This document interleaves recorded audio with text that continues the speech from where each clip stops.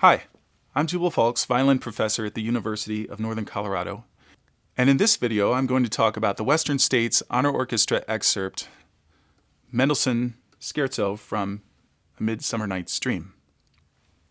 Be sure that you've looked at the music a little bit before you watch this video to get the most out of this, as well as listen to a few different performances so you can get a sense of what the music actually sounds like. One of the main issues in this excerpt is the stroke. So I'd like to start by talking about how to build up a nice sparkly spiccato stroke that gets off the string. One of the most common mistakes in this stroke is that you try to take the bow off the string. So start slowly and on in a 6 pattern, because that's the pattern of this particular excerpt. Start on an open string, slowly.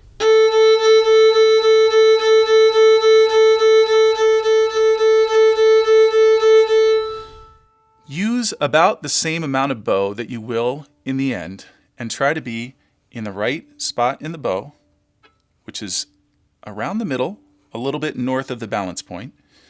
Try to be in the right spot on the string, so the sweet spot on the string, not too far down the fingerboard, not too close to the bridge. Don't use too much bow, and pay attention a little bit to the tilt of the bow. Be sure to tilt the bow away from you, never toward you, and I don't think flat hair is a good idea for this stroke.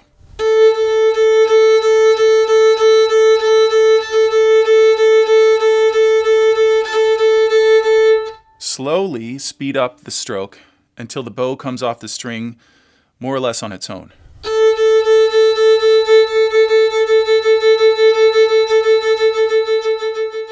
As always, practice in a mirror to check that your bow is straight, which means parallel to the bridge, and not going crooked in either direction, like that or like this, but nice and straight. Now that you've practiced the stroke for this excerpt, it's time to look at the actual music itself. Now, with any fast passage work, there's a shortcut, and that is practicing in rhythms. So I'm going to demonstrate practicing in rhythms in groups of 2 and groups of 6, because this one is in 3/8 and it's grouped in patterns of 6. And then there's a special one at the end that's equally important, if not maybe a little bit more important. There aren't many shortcuts in learning a string instrument and learning an excerpt, but this I've found is a real shortcut. Groups of 2. If you take a group of 2 notes, you can make them long-short or short-long. I'm going to take the passage that starts on the 3rd line and ends 2 bars before letter B, and I'm going to practice it in rhythms, starting with groups of 2. If you think of a group of 2 notes, there are 2 options. You can do short-long and long-short. I'm going to start with long-short, and long-short sounds like this.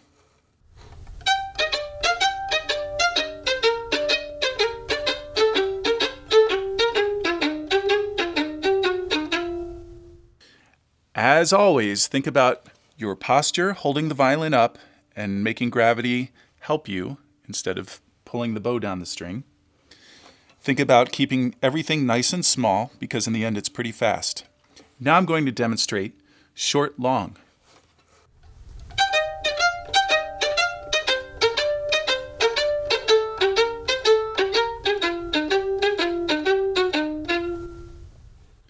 Those are the 2 groups of 2.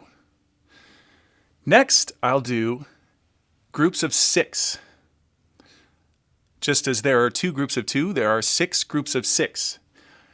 The passage that I'm working on doesn't start on the downbeat, so it's going to sound a little odd to start.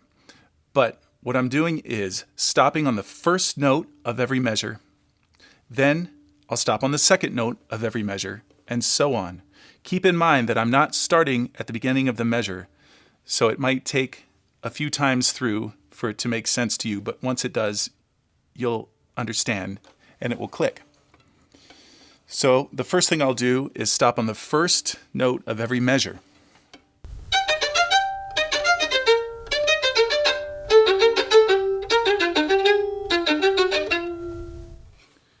Now I'll stop on the second note of every measure.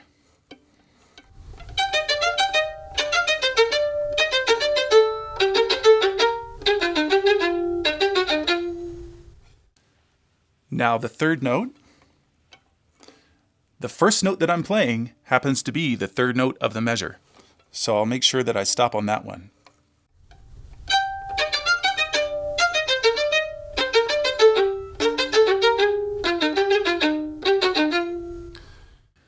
Keep your string crossings nice and small. Don't let the bow come too far off the string.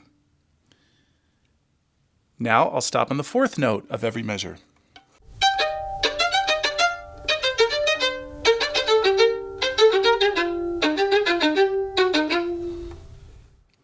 Now I'll stop on the fifth note of every measure.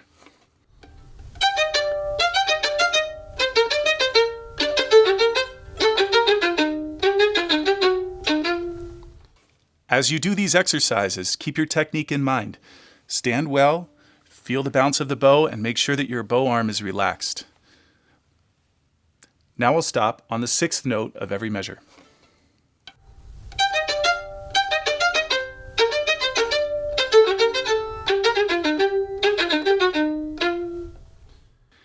Now I've cycled through all of the possibilities for groups of 6 and groups of 2, but there's one more very important rhythm that needs to be practiced, and that is stopping before the string crossings.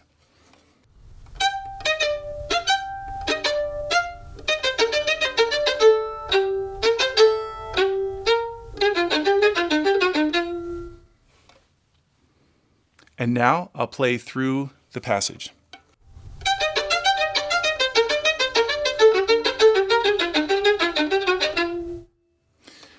And that's how you build up the excerpt. If you do this kind of practice daily, before too long, you'll have a great result. Finally, metronome practice is, of course, a great idea with any excerpt, and this one in particular. I recommend 3 basic tempos, slow, medium, and fast. The slow tempo for this, I would set around 60 beats per minute.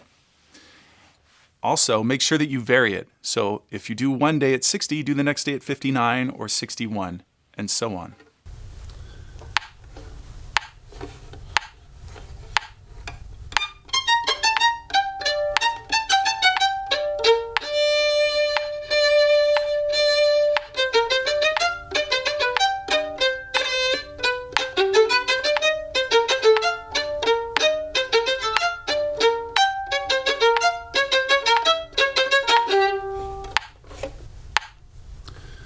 At every tempo, and especially the slow tempo, make sure that you practice the dynamics and the accents and listen for any sounds that you don't want to be there and try to eliminate all of those. Make sure that you do your bowings and your fingerings when you do this kind of practice as well.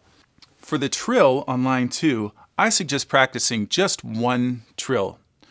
The mistake that people make is trying to do too many trills, so just practice doing it with one, and in the end, that's probably enough. The medium tempo that I recommend is around 74 beats per minute. Make sure you internalize the tempo before you start. So do a couple of measures in your bow arm, conduct yourself.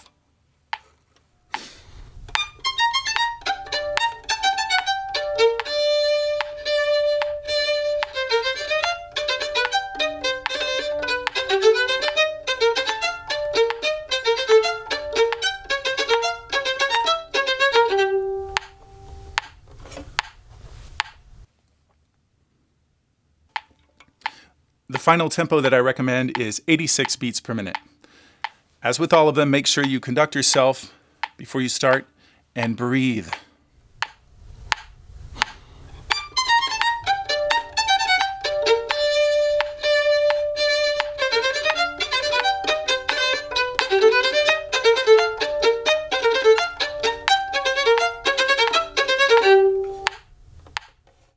My personal fingerings and bowings are posted below this video.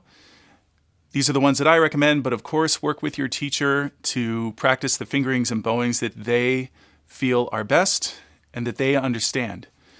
Happy practicing and good luck with your recording.